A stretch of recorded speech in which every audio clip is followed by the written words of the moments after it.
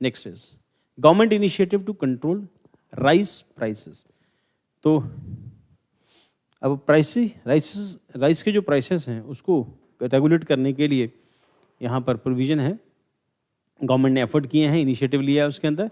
The union government has introduced retail sale price of rice 29 पर kilogram under the Bharat rice brand. आप लोगों को याद होगा बेटा, भारत राइस ब्रांड हमने कुछ दिन पहले किया था।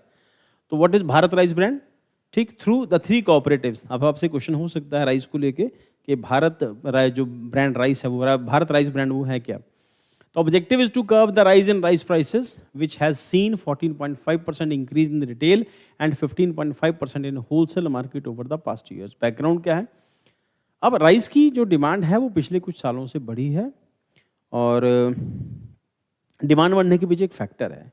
वो फैक्टर क्या है कि जब हम लोग बासमती प्रोड्यूस करते हैं तो बासमती की प्रोडक्टिविटी कंपैरेटिवली कम है, बासमती महंगा बिकता है, हालांकि प्रोडक्टिविटी उसमें से कम है। और इसका एक एस्पेक्ट क्या है कि इंडिया में मोनोक्रॉपिंग शुरू हो गई। We are the gene pool of rice. India में 20,000 से ज़्यादा वैरायटी ऑफ राइस होता है। तो सब लोग अगर बासमती उगाना शुरू कर देंगे क्योंकि उसकी मार्केट में डिमांड है, चावल लंबा लंबा बनता है ना, दिखने में अच्छा आता है, खुशबू अच्छी आती है, तो सभी लोग अगर बासमती बीजना शुरू कर देंगे तो ऑब्वियसली डिमांड तो इंडिया में बढ़ ही रही है। अब डिमांड क्यों बढ़ रही है उसके पीछे एक रिसर्च हुई थी। ऐसे कुछ साल पहले जब यूपीए गवर्नमेंट थी तो उनके food and civil supply minister ने कहती थी इंडियन ने ज़्यादा खाना शुरू कर दिया है। ठीक, तो उस टाइम पर जो न्यूज़ चैनल थे उन्होंने फिर उसको कई डायमेंशन में दिखाया, देखो जी इंडिया में गरीबी है, नेताजी ऐसे बोल रहे हैं, पर ये रियलिटी है। जैसे लोगों की जेब में पैसा आता है सबसे पहले उनका फोकस खाने पे होता है। तो खाने पे रोटी कपड़ा और मकान, तो रोटी कपड़ा मतलब खाना है, उसके बाद कपड़ा आता है, उसके बाद मकान आता है।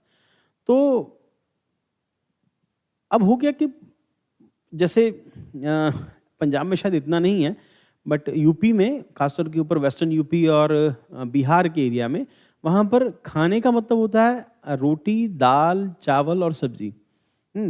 और जैसे जैसे अलग अलग एरियाज़ में अलग अलग उसकी रिक्वायरमेंट है, अलग अलग डेफिनेशन है खाने की। और पंजाब में ऐसी डेफिनेशन नहीं है, उसकी डेफिनेशन कुछ और है, इसका हमारे यहाँ से रोटी कहते हैं, रोटी खाना। अब क्योंकि जैसे जैसे लोगों की इनकम बढ़ी है वैसे वैसे क्या है कि उनकी थाली है वो कंपैरेटिवली बड़ी होनी शुरू हो गई है। अब बड़ी होनी शुरू हो गई इसका मतलब चावल जो हैं वो इजी लाइफ में थोड़ा सा अच्छा रहता है ना, बनाना इजी रहता है औरतों के लिए।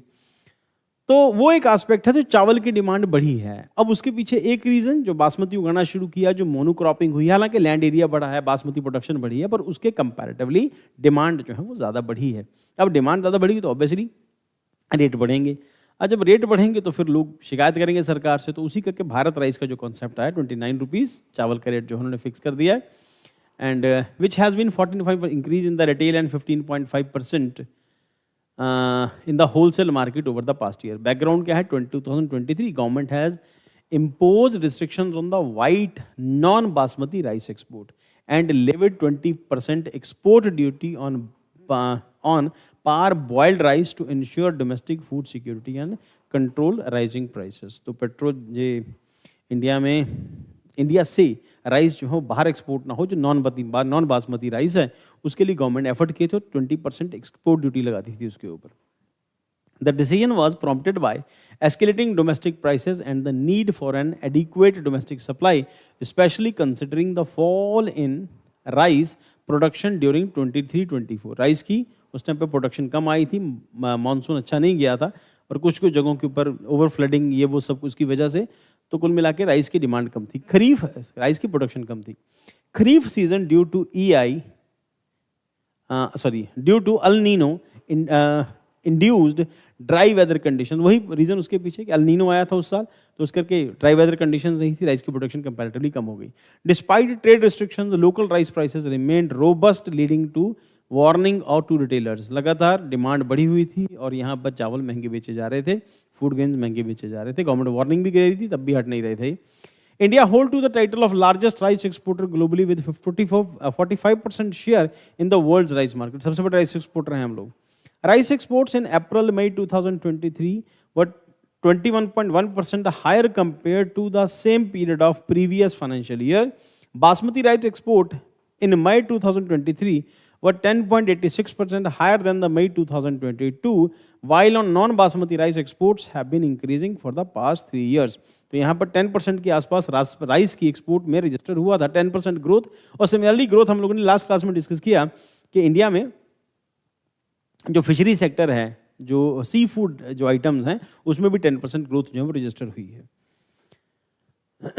Till August 17, the current year total rice exports, including broken rice, were 15% higher, 7.3 million tons compared to the same period last year. देखो, जब राइस निकालते हैं ना, तो निकालने के प्रोसेस में कुछ राइस के दाने जो टूट जाते हैं, जो शेलर होता है, जैसे उनसे राइस निकालने का, राइस से जो उसका जो उसकी जो क्या कहते हैं उसको, राइस हस्क जो होती है, राइस को जो छिलका होता है चावल का, जब वो छिलके को उससे अलग करते हैं, उस प्रोसेस में कुछ राइस टूट जाते हैं, और राइस का दाना टूटने पर राइस के प्राइसेस जो है वो कम हो जाते हैं, आधे रह जाते हैं, टूटा हुआ चावल जो होता है वो।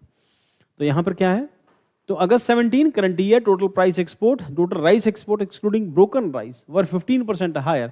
तो टूटे हुए चावल का भी एक्सपोर्ट जो है वो 15% ज़्यादा रहा, 10% बासमती, 15% यहाँ पे। Global rice production is expected to decrease in various countries including Thailand, Myanmar, Iraq and Iran. तो वहाँ पर कंपैरेटिवली तो वहाँ पर डिमांड जो है राइस प्रोडक्शन जो कंपैरेटिवली वहाँ पर डिक्लाइन आया था, उस करके वहाँ पर इंडिया का एक्सपोर्ट बढ़ा है। तो union government intervention measures, the Union Food Secretary Sanjeev Chopra highlighted 14.51% increase in retail rice prices over the past year. To manage overall food inflation and prevent speculation, the government has mandated traders, retailers, chain retailers and processors, millers to declare their rice and paddy on stock every Friday. तो government का initiative हुआ कि हर rice Miller को, शेलर को, stockist को declare करना पड़ेगा उनके पास कितना राइस पड़ा है। To address inflationary trends, the government has initiated the retail sale of Bharat rice to general consumers. In the first phase, 5 lakh ton of rice have been allocated to the retail sale through NAFED, NCCF and केंद्रीय भंडार। तो केंद्रीय भंडार कम मिलते हैं देखने को, मैंने दिल्ली में तो देखे थे, पंजाब में मुझे लगता होने तो चाहिए, कहीं ना कहीं होगा ज़रूर। तो adequate stock and high quality rice are available with FCI offered to traders, wholesalers under the open market sale scheme at a reserve price of 29 rupees per kilo.